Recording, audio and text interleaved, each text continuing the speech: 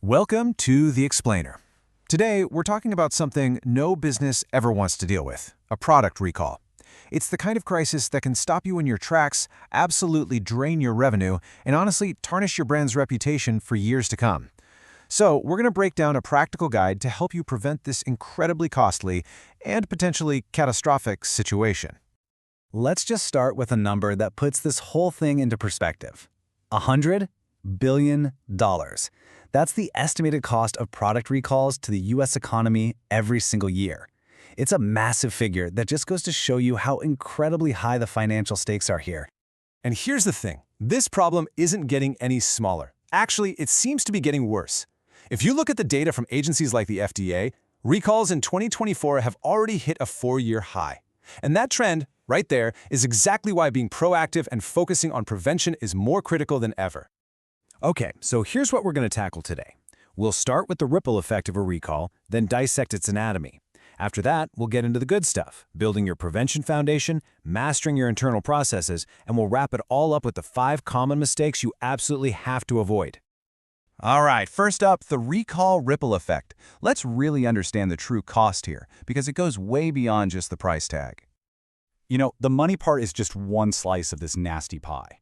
A recall also brings just devastating reputational damage, the potential for lawsuits, and some seriously hefty penalties from regulators. Any one of those on its own could be a real business killer. Okay, let's move on and really dissect this thing. What exactly is a recall, and what are the common triggers that set one off? So a recall is way more than just, yanking a product from the shelves. It's a formal, official process of getting a product back that poses some kind of risk. And it's super important to note that this can either be voluntary, where you, the company, initiate it, or it can be mandated by a government agency. So what's actually causing all this? Well, the reasons are all over the map.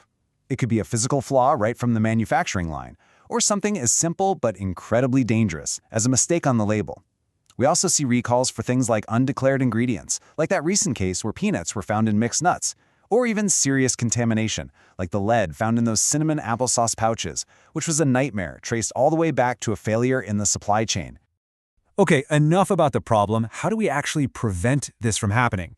Let's start with building your prevention foundation. These are your external-facing defenses. We can really break this down into 4 essential pillars. First, assembling the right team. Second, making sure you have the right insurance coverage. Third, mastering your supply chain. And fourth, staying on top of all the regulations. So what does this actually look like in the real world? Well, it means you're building a dream team with experts from legal, quality control, logistics, and PR. It means making absolutely sure your recall insurance covers both the direct and the indirect costs. And it means you are actively auditing your suppliers. You can't just take their word for it. So once you've got that strong foundation on the outside, it's time to look in your own house and master your internal processes. This is about embedding quality from the inside out. Inside your own walls, it really boils down to 4 key things. You need rigorous quality controls at every single stage. You have to master your data and documentation. You need a team that's well-trained and empowered. And you need systems that help you stay proactive, not reactive, by warning you about problems early. So we're talking about things like testing products at every single stage of production. It means using batch tracking so you can trace every material from the supplier all the way to the final product. And it means keeping detailed digital records while giving your team ongoing training so they know exactly what to do when something goes wrong. And this right here is why getting your data right is an absolute game changer. Excellent batch tracking lets you narrow the scope of a recall. So instead of having to pull all of your hummus from every single store in the country, you can just recall the one batch that was made with some contaminated garlic.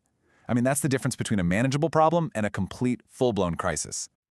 All right, to really drive this all home, let's wrap up by looking at the 5 common mistakes companies make that can turn a bad situation into a total catastrophe. This really highlights why prevention is so much better than the cure.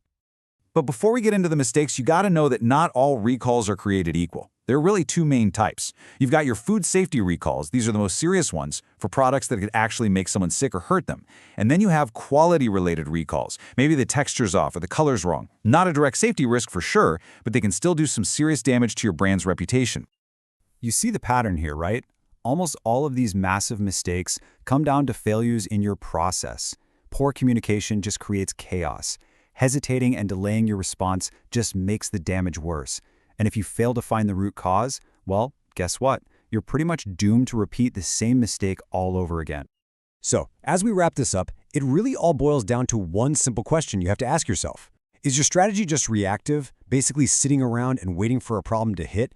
Or have you built a truly resilient system that's designed to prevent issues from ever happening in the first place? Because a proactive strategy isn't just about dodging a crisis. It's about building a stronger, more transparent, and more trustworthy business from the ground up.